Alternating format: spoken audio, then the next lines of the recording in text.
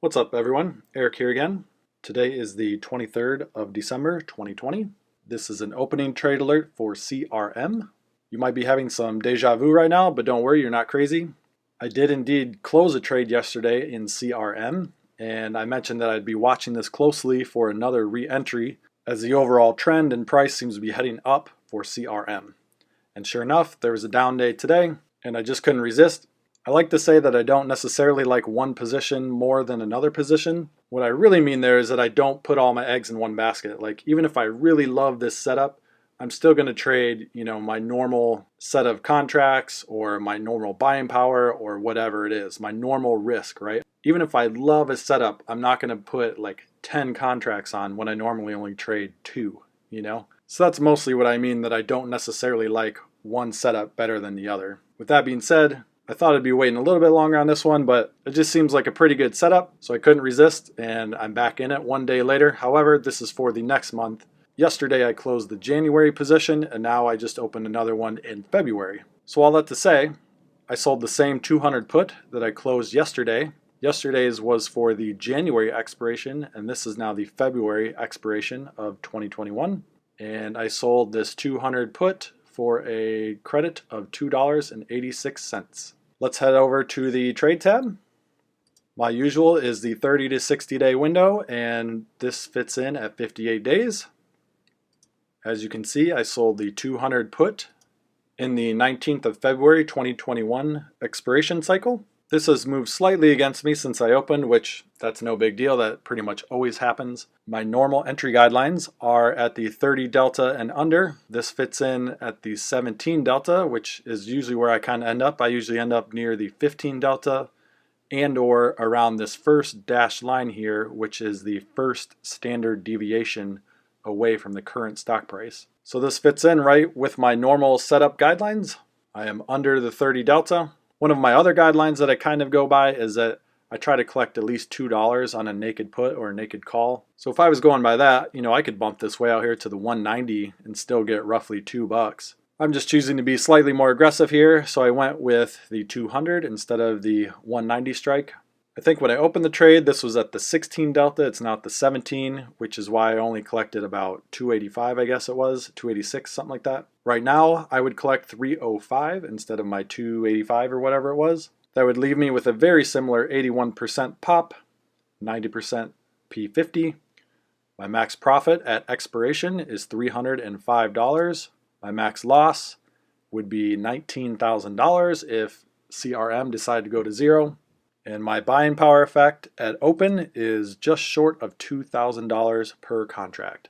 Now, naked put is what I call an undefined risk trade, as even though my max loss is technically defined, the reality is that's a theoretical max loss. I mean, CRM's not going to go to $0, right? Not anytime soon, at least. So when I say undefined, it means my risk or my loss is undefined, right? It's unknown. I'm not going to lose $19,000 on this trade if it goes against me, but I could lose $2,000 or $5,000 or whatever. We don't know, right? Because my loss is not locked in. The only loss that is locked in is if this goes all the way to zero, and then I would lose almost $20,000. But if it goes down to 160, how much am I going to lose? I don't know. It's undefined, right? It's unknown. And then also the buying power is undefined, which means it can fluctuate. If this goes against me, that $2,000 can turn into $4,000 or whatever. So if you have a smaller account, or if you don't want to leave yourself open to unknown factors, you can define your risk by buying a farther out of the money put as protection. So in this case, I would buy the 5-point wide 195 200. So I'd buy the 195 strike. When I do vertical spreads on the monthly timeline like this, I like to collect more like $1. Right now, this is only collecting 69 cents. So if we get a little more aggressive here in our strikes, we should be able to collect a little more premium. However, you may have noticed this now bumps up $10 wide on the spread. It looks great because you collect 256, right? But normally I don't trade 10-point wide spreads. I trade 5-point wide spreads. So instead of risking $500 on this trade, 10-point wides is risking $1,000. So there's nothing necessarily wrong with this. This is at the 26 delta, which fits, that's under 30. And then you define your risk here, but you're just risking a little bit more than usual. But you're also collecting more than usual. So you're collecting $2.56, but your max loss here would be $806. Actually, that's not right. Tastyworks is once again not recalculating these numbers. Let's do some quick math here since Tastyworks isn't doing it for us. If you have a 10-point wide spread and you collect $2.56, that leaves you with $7.44 as your max loss, or $744. So that $744 would become your buying power effect, and then that would also become your max loss. If you stayed with this 10-point wide spread here, you would collect that $256. That would leave you with a 74% pop, 83% P50. Then your max profit would be $256, not $832. But I always shoot for 50% of my max profit. So if I went with this setup, I would take profit at $125 or $1.25, give or take. If you're looking for a 5-point wide spread, it seems like this is your only option here. It would definitely be a little more conservative, which there's nothing wrong with that per se. Just realize you're going to be in this vertical spread for 2 to 3 or even 4 weeks, right? So if I'm shooting for 50% of my max profit, I'm only going to collect about $35 in profit on this in the next few weeks. However, you're collecting less credit. You raise your pop. This is at 79%. The P50 is 85.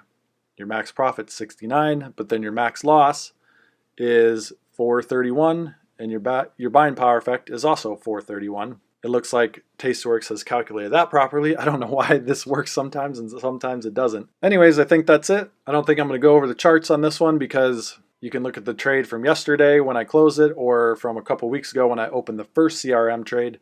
Nothing's really changed. It's still on the longer term upswing that I think it personally is on. I guess long story short, if you check out the Elliott wave and also if you go on a site like tipranks.com, TipRanks is forecasting CRM as roughly $300 within the next 12 months. And right now you can see it's sitting at just $227. So that bodes well for a more positive movement. And then also, if you look at the Elliott wave forecast on this, it is also forecasting somewhere in the neighborhood of $300. I think maybe like $280 or something. And so we're just entering the 5th leg of the Elliott wave going forward. And so yeah, that leaves roughly $70 of upward momentum to go with CRM in the relative near future. So yeah, if you want to see more details, just go back to one of those 2 older videos.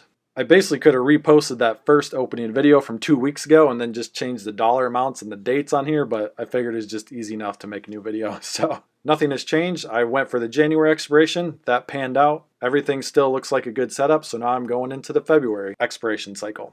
All right, thanks for tuning in. Until next time, trade small, trade often, and I'll see you in the next video.